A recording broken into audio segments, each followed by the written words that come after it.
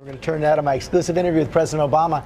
Comes at a tough moment of his presidency with crises on our border and overseas, stalemate with Congress, some of his lowest polls ever. We talked about all that as he traveled to Minnesota for the first of what he's calling day-in-the-life visits across America.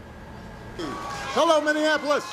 The president's trip is one more move to break out of the White House bubble and convince the country he's working for people like Rebecca Eller, who he came to see after she wrote the president about her family's struggles. She's asking, if I'm working really hard, can I find affordable child care?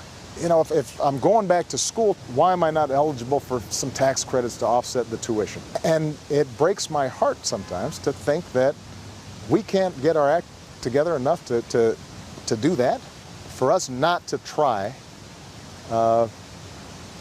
makes a mockery of our democracy. But will trips like this make a difference? Obama blames Republicans for not passing his proposals, but now the public is blaming him. More than half Americans have lost confidence in your ability to lead the country and get the job done. That must have been stunning to you. Disappointing? I've been dealing with stuff like this since 2009. How do you turn it around? There have been a number of times where the punditry said, gosh, how do you turn it around? And what we do is stay focused on what matters and chip away at it and try to make progress.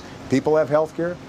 The economy has gotten a lot better. What I do worry about is that right now we've got a Republican Party that seems to only care about saying no to me. So he's gone around Congress, using the president's executive power and setting up a new high-stakes battle with Republicans. You've got Speaker Boehner talking about suing you for executive actions that he says has crossed the line. He says, we elected a president, we didn't elect a monarch or king.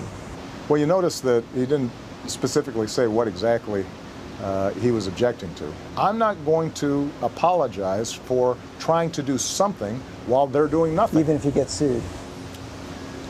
The suit is a stunt.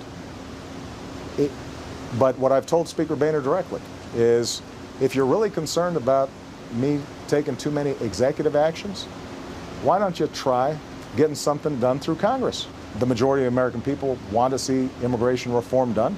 We had a bipartisan bill through the Senate, and you're going to squawk if I try to fix some parts of it administratively that are within my authority while you are not doing anything? You mentioned immigration. There's a humanitarian crisis on the border.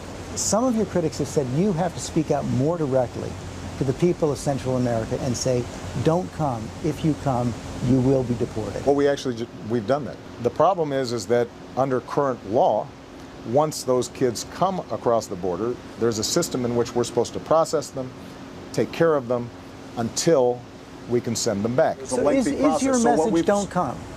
Oh, our message absolutely is don't send your children unaccompanied on trains or through a bunch of smugglers.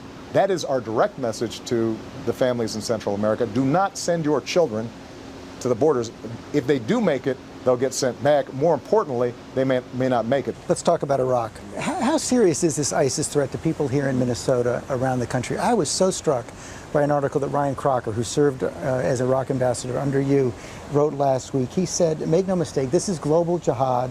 It's coming our way. They have 2,000 fighters with Western passports, don't need a visa to get in. Are we under serious threat right now from ISIS? I think we have been under serious threat my entire presidency, and we have been under serious threat predating 9/11 from those who embrace this ideology.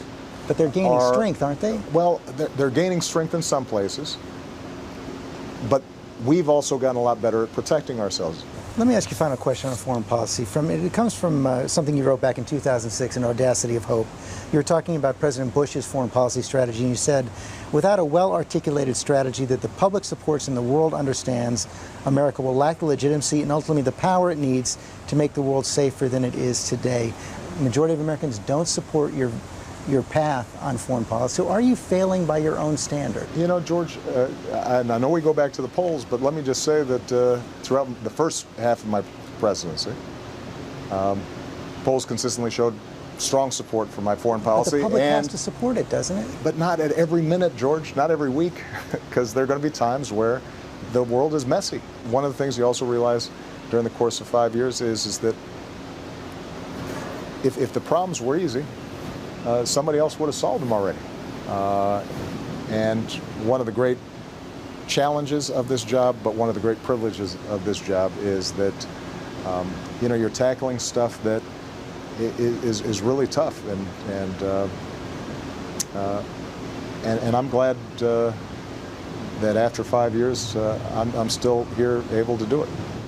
And later on, we're going to, of course, get the president's analysis of Team USA and how Sachin Malia growing up is changing how he feels about the White House.